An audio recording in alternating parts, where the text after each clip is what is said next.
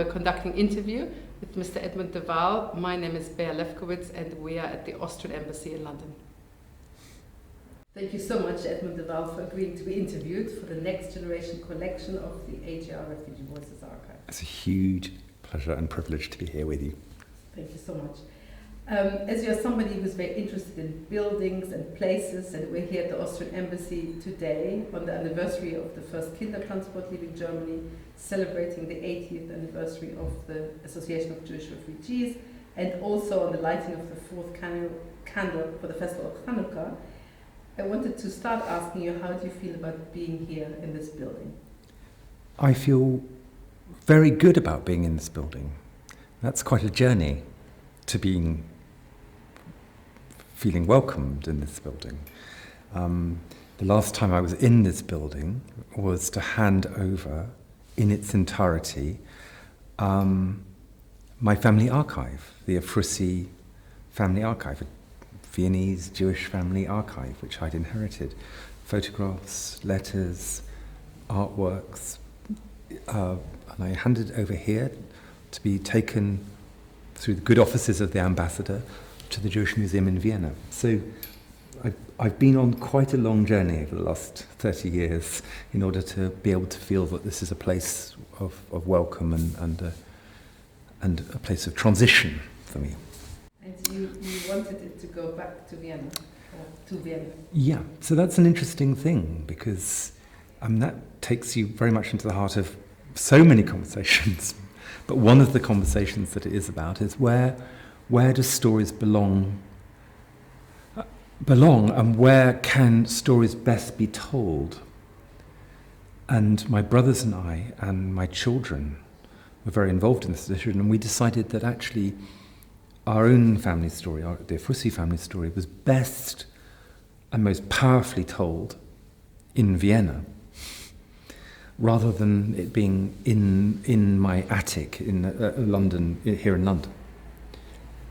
So it could work harder in Vienna, and that's why we made that decision. And it's a huge emotional decision to give across a family archive, but that's what we did. So that's why that archive went back to Vienna. And of course, because the archive went back to Vienna, to the Jewish Museum, they put on an exhibition a couple of years ago, 2019, and that allowed all our family from all the way around the world to come back to Vienna for the opening of that exhibition. So lots of things roll from one thing to another to another. It's a very particular problem. It was a very particular sort of situation, I think, for us, only in the sense that because I'd written a book about the family, I'd already relocated the family. I'd sort of said, this is our family, and we belong, here in Britain and in America and Mexico and Japan and Vienna and Paris and Odessa. We belong all these different places. I'd already written the book. In that case, actually having the archive, these boxes and boxes of material, some of it very beautiful and special, going back to the 18th century. In some ways, I could let that go. I didn't need to hand that on to my children, because the third generation, I think, because I'd already handed the story out into the world. So I'd already done that one thing. It is hugely difficult and painful for families. I mean, as you can imagine, people talk to me all the time and share their stories with me about what they have, these sometimes very few things, and where they belong, and the objects or the photographs or the one letter are enormously powerful, freighted with emotion and power. And then what do they do with it? Where does it belong? How can they pass it on? So the journey to discover the story is a journey through touch, through handling objects. It's a journey into archives in Paris, Vienna, Odessa, everywhere else.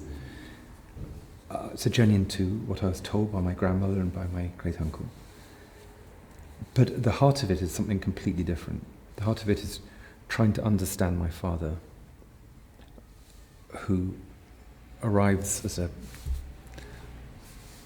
young boy here in England and doesn't talk about what happened. So I write a very personal book.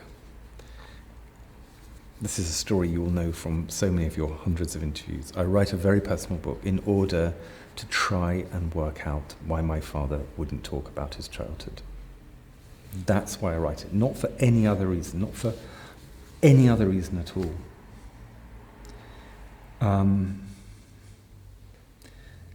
And the answer is it works.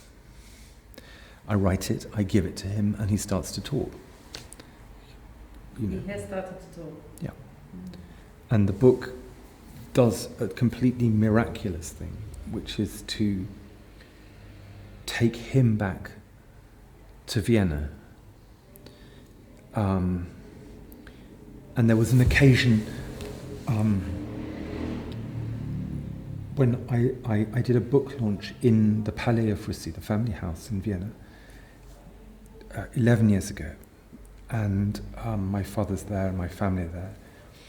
And I talk about this whole story as an act of restitution, of bringing the family back to Vienna. And after I've done my speech, I see my dad take my 2 sons off by the hands, they're young boys, up a staircase.